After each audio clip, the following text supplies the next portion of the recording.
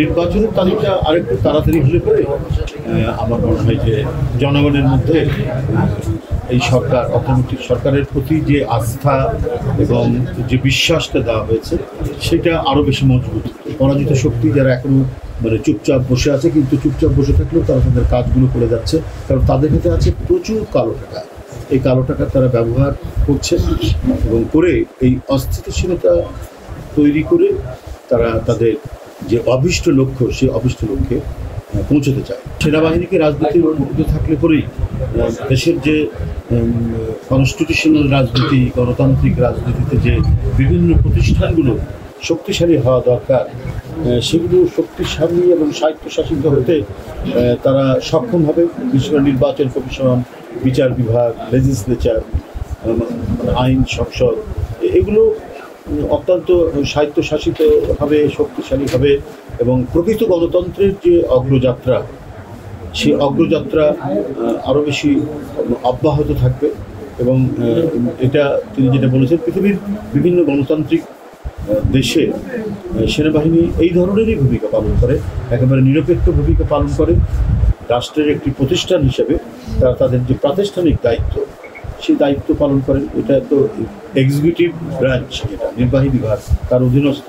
জনগণ যাকে নির্বাহী বিভাগের প্রধান করবেন বা নির্বাহী বিভাগ তৈরিতে জনগণের মতামতটাই তো প্রধান। অর্থাৎ যে রাজনৈতিক দল সংখ্যাগরিষ্ঠ আসন পাবে তারাই তো সরকার গঠন করবে, সরকারটাই তো হচ্ছে নির্বাহী বিভাগ।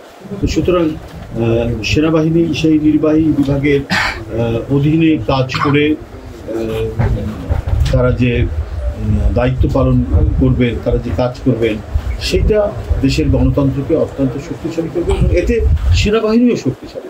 ঢালাইয়ে দৃঢ়তা, নির্মাণে নিশ্চয়তা। প্রিমিয়ার সিমেন্ট, ঢালাইয়ের রাজা। পৃথিবীর গণতান্ত্রিক দেশগুলো কেউ তো দুর্বল দেশ না, বরং এই যে ব্যালেন্স অফ পাওয়ার থাকার কারণে কি হয়, তাতে রাষ্ট্রের একটা গণতান্ত্রিক যে বিকাশ এবং সত্যিকার অর্থে একটি আধুনিক রাষ্ট্রের বিকাশ সাধিত হয়। এই ধরনের ব্যালেন্স অফ পাওয়ারটা যদি নিশ্চিত। এই মুহূর্তে যারা অরাজকতার চেষ্টা করছে বিভিন্ন দেশের বিভিন্ন প্রান্তে বা বিভিন্ন অংশে, আমরা দেখছি কৃত্রিমভাবে বিভিন্ন পরিস্থিতি তৈরি করার চেষ্টা করা হচ্ছে, একটা রক্তাক্ত সংঘাতের পরিস্থিতি সৃষ্টি করা হচ্ছে। এইটা একমাত্র পরাজিত শক্তি যারা এখনো চুপচাপ বসে আছে, কিন্তু চুপচাপ বসে থাকলেও তারা তাদের কাজগুলো করে যাচ্ছে, কারণ তাদের কাছে আছে প্রচুর কালো টাকা। এই কালো টাকা তারা ব্যবহার করছে এবং করে এই অস্থিতিশীলতা তৈরি করে তারা তাদের যে অভীষ্ট লক্ষ্য সেই অভীষ্ট লক্ষ্যে পৌঁছতে চায়। দেশে যে একটা বিরাট পৃথিবী কাঁপানো গণবিপ্লব যেটা হয়ে গেল, যে গণবিপ্লবের মানুষের দীর্ঘদিনের যে স্বপ্ন এবং আকাঙ্ক্ষা একটি গণতান্ত্রিক রাষ্ট্র নির্মাণ, সেই ক্ষেত্রে সবচেয়ে যে বাধা ছিল, সবচেয়ে বড় যিনি জনগণের দুশ্মন ছিলেন, গণতন্ত্রের দুশ্মন ছিলেন, তিনি হলেন কর্তৃত্ববাদী যে শাসন বিদায় নিয়েছে তার যিনি প্রধান, শেখ হাসিনা।